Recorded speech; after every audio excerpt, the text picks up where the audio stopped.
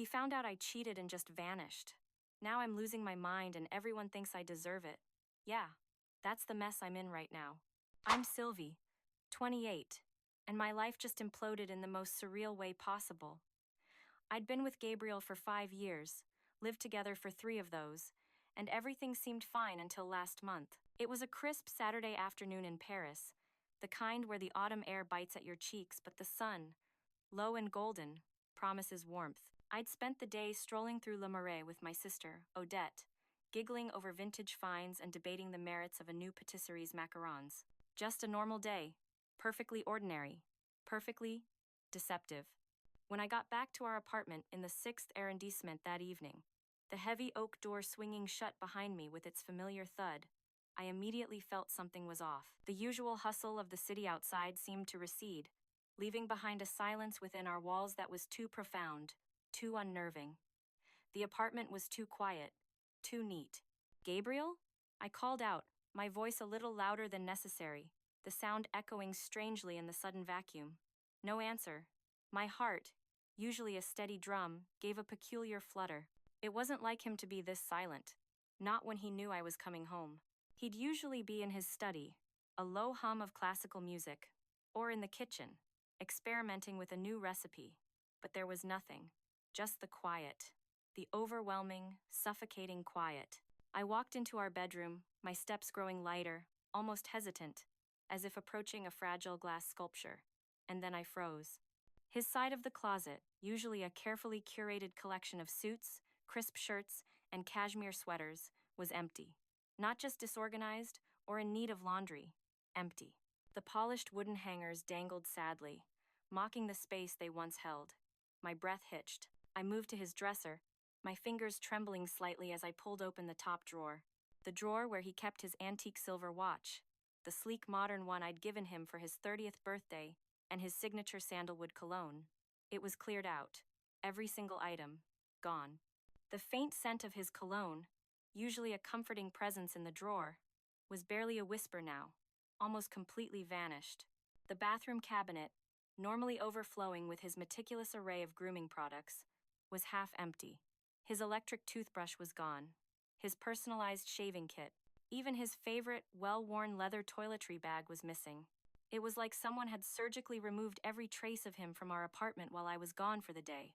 No note. Nothing. Just gone.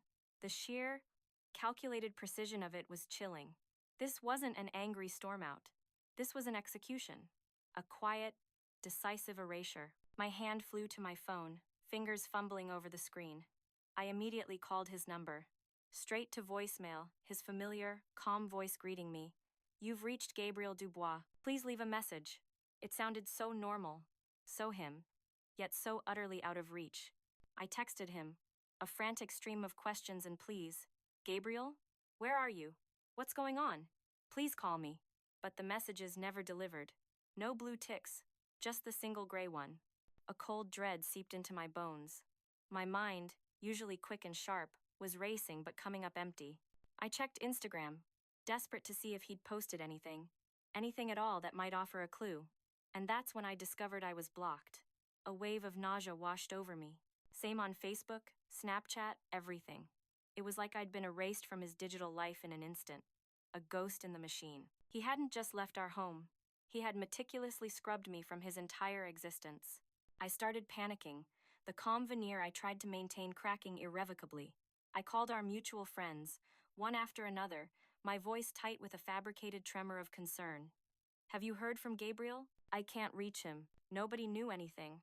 Or at least that's what they claimed. Their voices, usually warm and familiar, now carried a strange, underlying hesitancy, a subtle shift in tone that I, in my panic, couldn't quite place. The weirdest part, the detail that truly haunted me, was how he divided our stuff. We'd bought furniture together, kitchen appliances, all the things couples accumulate over 5 years. The sleek coffee maker he'd brought into the relationship, a gift from his parents, was gone. The vintage record player we'd spent an entire Saturday searching for in a dusty antique shop in St. Wen, his prized possession, was gone. But the plush velvet couch we'd picked out together from a designer boutique, the one where we'd spent countless evenings tangled up, still sat defiantly in the living room. The expensive espresso machine I'd bought him last Christmas was still on the counter. The custom-made dining table where we'd hosted so many lively dinner parties still stood in its place. It was so calculated, so final. He only took what was undeniably his. No shared memories, no common ground, just a clinical, precise division. By the third day, our mutual friends started reaching out more, not just me calling them. Their voices were laced with a new kind of concern, not just for Gabriel, but for both of us. That's when the questions started, subtle at first, then more direct. Did something happen between you two? Did you have a fight? I told them I had absolutely no idea, that everything had been completely normal. But that wasn't exactly true. My carefully constructed facade of normalcy was barely holding. I couldn't sleep, couldn't eat. My body, usually so resilient, felt like it was betraying me. I started having these intense panic attacks, hyperventilating until my vision swam, a crushing pain in my chest, the works. 1 week in, I was at my breaking point, a raw nerve exposed to the harsh reality of his absence. I'd left probably 50 voicemails, sent hundreds of texts, each one a desperate plea thrown into the void. I even tried to reach his parents, calling their countryside estate. His mother, her voice usually so warm and welcoming, had been cool, distant. "Sylvie," she'd said, "Gabriel is fine, but he doesn't want to speak with you." The finality in her tone had been like a punch to the gut. The world was conspiring against me, it seemed, echoing his silence. It wasn't until Chloe, my supposed best friend, came over with that look, that pitying but subtly judgmental look, and asked in this careful, almost hesitant voice, "Sylvie, is there anything you need to tell me? Anything that might explain why Gabriel left?" The way she asked it, the sudden, sharp shift in her gaze, I knew. Somehow, he knew about Antoine. But how? I'd been so careful. At least, I thought I had. I maintained my innocent act, of course. "What are you talking about?" "Everything was perfect between us," I said, my voice cracking appropriately as fresh, genuine tears came. And they were real tears, real panic, because my carefully constructed world, my carefully controlled narrative, was crumbling around me, and I was losing control of it all. The stage was collapsing, and I, the star, was left floundering. The truth? Things with Gabriel hadn't been perfect for a while. Not in the way a painting is perfect, with every stroke deliberate and vibrant. It had become more like a faded photograph, beautiful in memory, but dull in the present. He'd been working longer hours at his firm, climbing the ladder, driven and ambitious.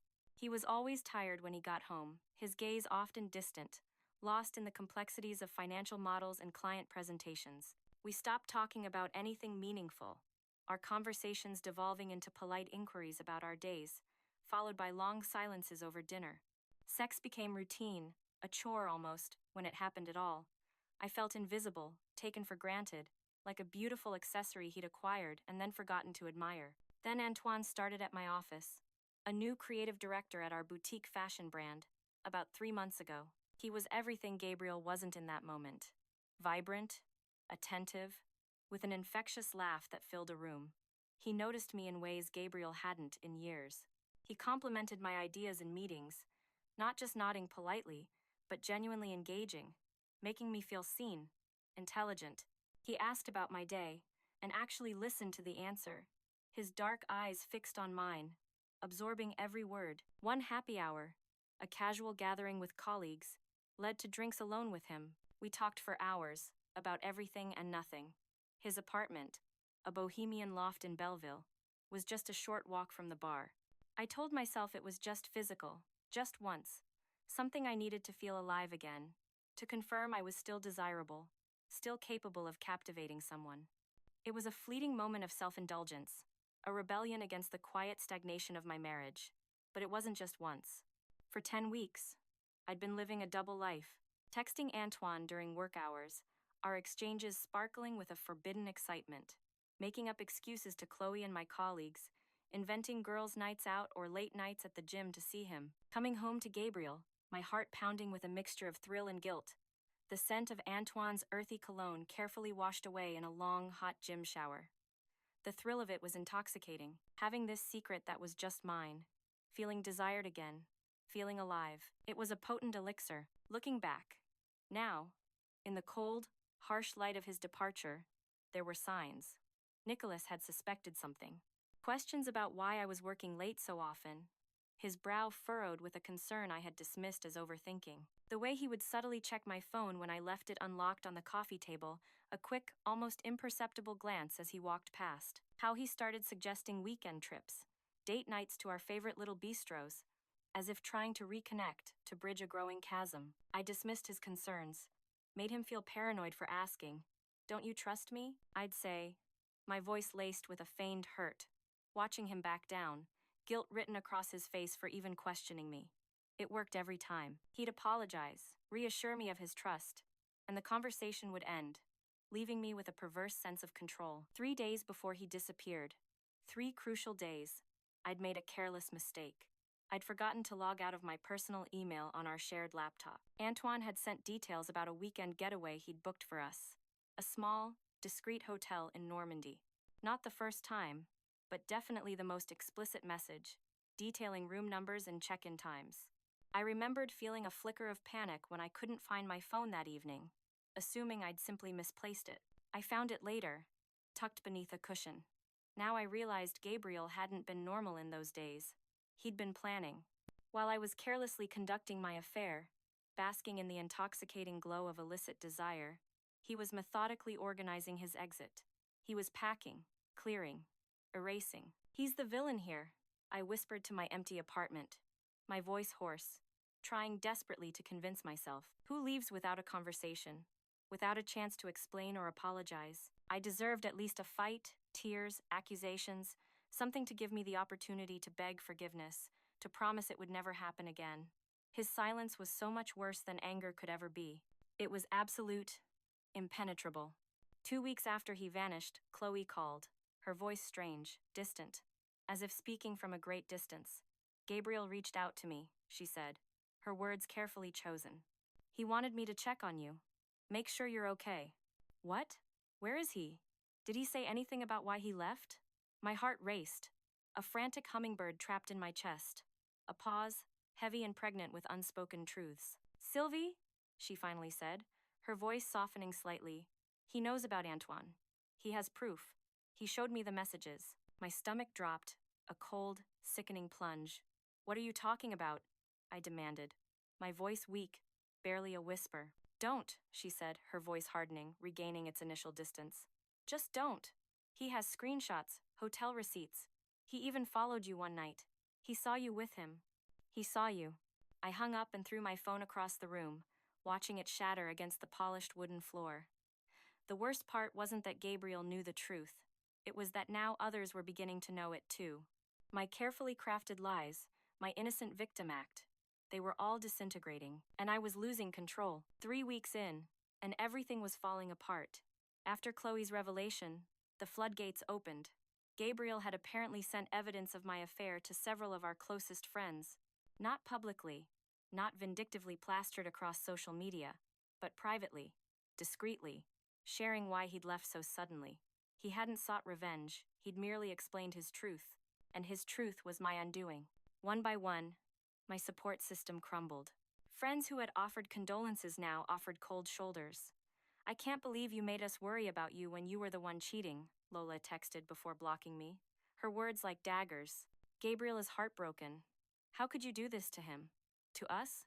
wrote Mark, who'd been at our housewarming party, who'd helped Gabriel pick out my birthday gift last year. These were people who had seen us, believed in us. Their disappointment felt like a physical weight pressing down on me. Even people who didn't know the specifics started acting differently around me.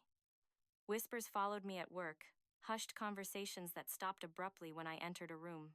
Antoine, my fleeting distraction, began taking his lunch at different times, avoiding eye contact in meetings, his easy charm replaced by an awkward stiffness. The affair had fizzled almost immediately after Gabriel left, like a cheap sparkler burning out prematurely. Antoine got spooked by my emotional situation, as he delicately called it. Men are such cowards when things get complicated. They relish the thrill, but recoil from the fallout. I tried changing the narrative. I had to. It wasn't what it looked like.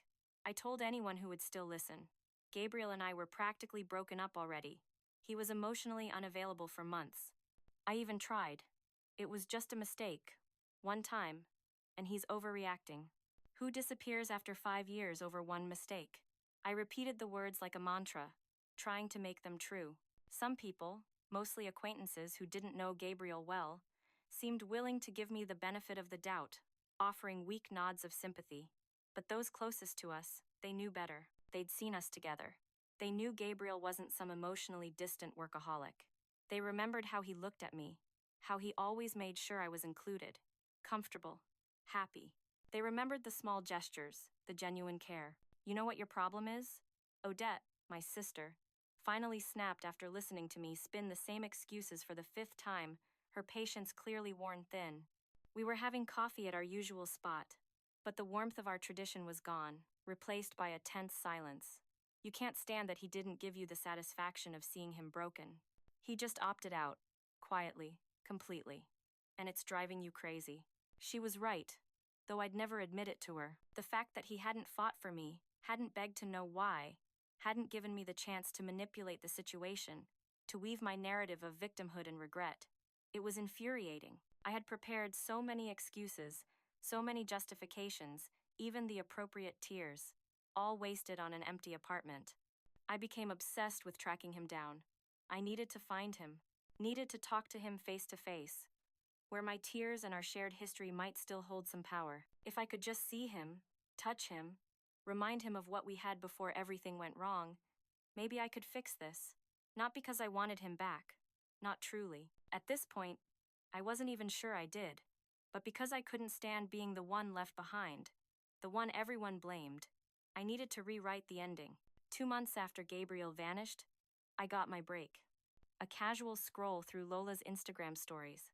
She'd unblocked me, perhaps out of morbid curiosity or pity, revealed a location tag.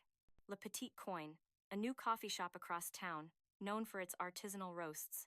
And there, in the background of a group photo of Lola and her colleagues, barely visible but unmistakable, Gabriel, sitting at a corner table, laptop open, a half-eaten croissant beside him. He looked fine. Not devastated, not hollowed and broken, just normal. Perfectly, infuriatingly normal. Something snapped inside me. While I'd been falling apart, missing work, alienating friends, and having panic attacks on my bathroom floor, he'd been moving on. He'd been drinking artisanal coffee, having casual conversations, looking fine. The unfairness of it all was staggering, a bitter pill to swallow. How dare he find peace while I languished in the wreckage he'd created? Or so I told myself. I didn't plan what happened next. I just found myself driving to that coffee shop the following morning, arriving at 8:15. Gabriel was always ritualistic about his morning coffee. I parked across the street and waited, heart hammering so hard I could barely breathe. Each beat echoed the mixture of desperation and furious resolve pulsing through my veins. At exactly 8:20, he appeared, walking up the street in his charcoal peacoat, its collar turned up against the morning chill. He looked good, rested, calm, purposeful. His dark hair was neatly styled, his stride confident. He looked like a man who knew exactly where he was going and why. I watched him order at the counter, exchanging a familiar smile with the barista. A new barista, obviously. How often had he been coming here? Then he settled at a table near the window, his back to the door, his laptop opening with a soft click. Before I could talk myself out of it, before the fear or the shame could truly take hold, I was crossing the street, pushing open the heavy glass door of the coffee shop, walking toward him. My breath hitched in my throat.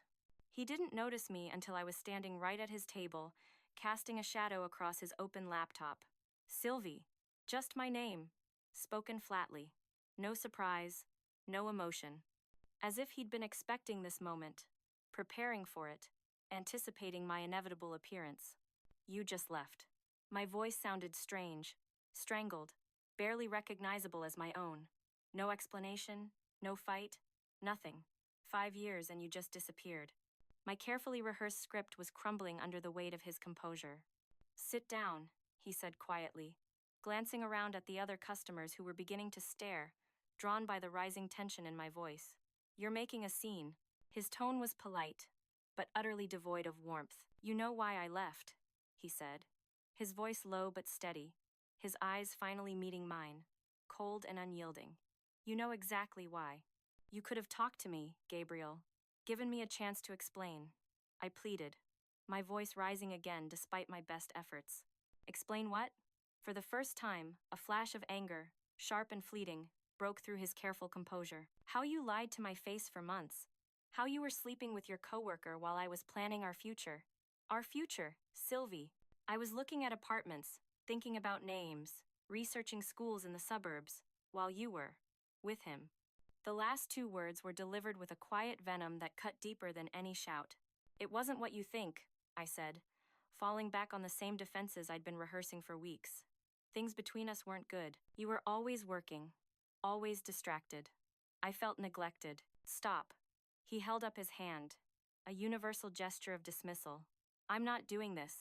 I'm not sitting here listening to you rewrite our relationship to justify your choices. Then why did you ask Chloe to check on me?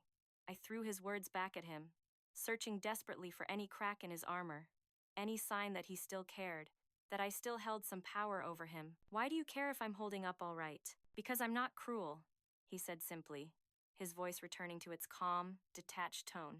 I didn't want you spiraling, truly. But that doesn't mean I owe you a conversation about this. You owe me closure. My voice rose again, causing more heads to turn, more hushed whispers from the surrounding tables. Gabriel's eyes hardened, becoming two impenetrable pools of ice. I don't owe you anything anymore. You ended our relationship the moment you decided to cheat. I just made it official.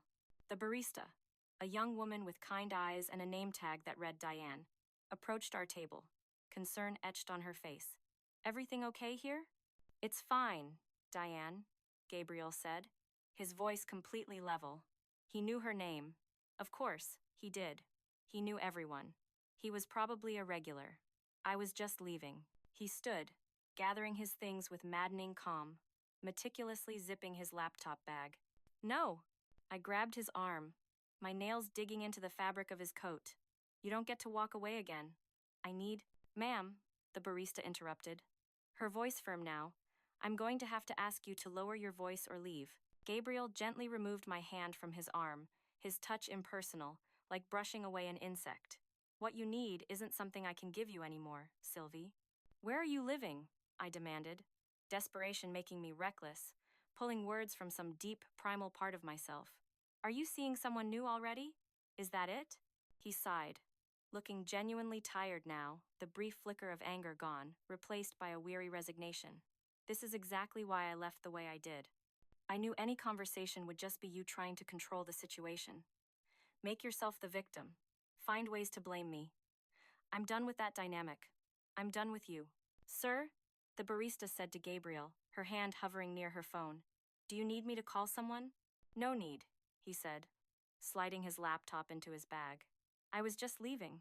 He turned to me, his gaze softening just slightly, a hint of old sadness in his eyes. Don't come looking for me again, Sylvie. It's over. Let both of us move on. As he walked toward the door, his back straight, his shoulders broad, I called after him, my voice cracking, echoing through the now silent cafe. So that's it? 5 years ends like this? He paused, his hand on the door, and turned slightly, his profile sharp against the morning light. No, Sylvie. It ended 2 months ago. This is just you refusing to accept it. And then he was gone. 6 months after Gabriel disappeared from my life, I sat in my new apartment. Smaller, less desirable, in a different part of the city, nowhere near the vibrant heart of the 6th arrondissement we'd once shared. The walls felt thinner, the light duller, reflecting the emptiness within me. I'd kept my job, barely, a ghost moving through meetings, my usual spark extinguished. The promotion I'd been in line for, the one I'd worked tirelessly towards, went to someone else, Antoine. Ironically, he avoided eye contact in the hallways now, a constant reminder of the wreckage. Some friends had tentatively reconnected after my public pursuit of Gabriel stopped, after I retreated into my shell. Odette, my sister, remained my anchor, though our relationship was strained, shadowed by my refusal to fully acknowledge my part in the disaster. Chloe occasionally texted, short, cautious messages. They tried, but the old easy camaraderie was gone, replaced by a delicate dance around unspoken truths. You seem better, Odette said over coffee that morning. Her eyes, usually so expressive, held a question I couldn't quite decipher. We were in a small, quiet cafe near my new place, a pale imitation of our old haunts. I am, I replied automatically, the lie coming easily after so many months of practice. My voice was smooth, practiced, work's going well. I'm thinking of taking a vacation next month. Maybe to the south. Good. She hesitated, stirring her coffee, her gaze fixed on the swirling liquid. Then, have you heard about Gabriel? My heart stuttered painfully, a sudden, sharp ache that spread through my chest. Should I have? I asked, feigning indifference, though my palms were suddenly damp. He's engaged, she said softly, her eyes finally meeting mine, filled with a mixture of pity and apprehension. To Nadia, the woman he's been seeing. It was on Instagram last night, a big announcement. The coffee turned to acid in my stomach, scalding my throat. 6 months. 6 months from discovering my affair to proposing to someone new. The cosmic unfairness of it burned like bile in my throat, a bitter, metallic taste. How could he move on so fast? How could he rebuild a life, a future, with such speed, while I was still sifting through the ashes of ours? At home, I broke my 6-week streak of not looking him up online. My fingers, usually so reluctant, now moved with a compulsive urgency, as if possessed. There it was, the announcement. A glossy photo of Gabriel and Nadia, her hand adorned with a dazzling diamond intertwined with his. The glowing comments from friends, our friends, congratulating him on finding someone who deserves you, celebrating their perfect match. One comment from Chloe stuck out painfully, a testament to her loyalty, not to me, but to him. So happy you found your person after everything, Gabriel. You deserve this happiness more than anyone. More than anyone. The words echoed in my mind. A cruel condemnation. I scrolled through photos of them together, hiking in the Dolomites, laughing at parties, cooking in what must be his new kitchen, bathed in warm, inviting light. She fit seamlessly into the life that was supposed to be mine, a life I had so carelessly thrown away. She was beautiful, elegant, with a genuine smile that reached her eyes. In each picture, Gabriel looked relaxed, genuinely happy in a way I couldn't remember seeing in our later years together. The most painful realization wasn't that he'd moved on, or even that he'd found someone else. It was that he seemed better off without me. Happier, more himself, unburdened by the complexities I had brought into his life. While I was still stuck in the wreckage of what we'd been, slowly decaying in my loneliness, he'd somehow emerged stronger, finding someone who apparently made him happier than I ever had. It was a brutal, undeniable truth. My phone pinged with a notification, a group message from Lola to several old friends, including me. Probably by accident. My heart leaped, then sank. She was organizing Gabriel and Nadia's engagement party. The message included details of the venue, an upscale rooftop bar downtown, overlooking the Seine. 3 glasses of wine later, the idea had metamorphosed from unthinkable to inevitable. I would go. Not to cause a scene, I told myself, swirling the last of the Cabernet in my glass. I was past that stage of grief, past the raw, desperate need to lash out. No. I would go simply to see them together with my own eyes, to understand what she had that I didn't, to get the closure Gabriel had denied me by disappearing. It was my right, wasn't it? My last chance to understand the man who had simply evaporated. The night of the party, I spent hours getting ready. It wasn't about looking beautiful for him, I insisted to my reflection. It was about reclaiming a piece of myself, about showing the world, and more importantly, showing myself, that I hadn't crumbled completely. A new dress, a sleek black silk number that hugged my figure in all the right places, professional makeup, meticulously applied to conceal the lingering shadows under my eyes. My hair styled perfectly, a cascade of dark waves. I wanted to look untouchable, sophisticated, utterly unfazed. I arrived fashionably late, a strategy I hoped would allow me to slip in unnoticed, to observe from the periphery. The elevator ascended to the rooftop with a barely perceptible hum, my heart hammering against my ribs, a frantic, desperate drum.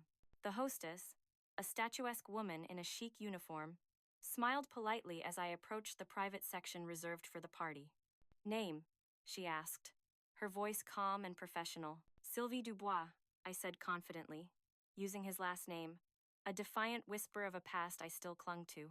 "I'm with the engagement celebration." She checked her tablet, her smile faltering slightly as she scrolled through the list. "I'm sorry, Madame Dubois," she said, her voice softer now, tinged with a hint of confusion. I don't see your name on the list.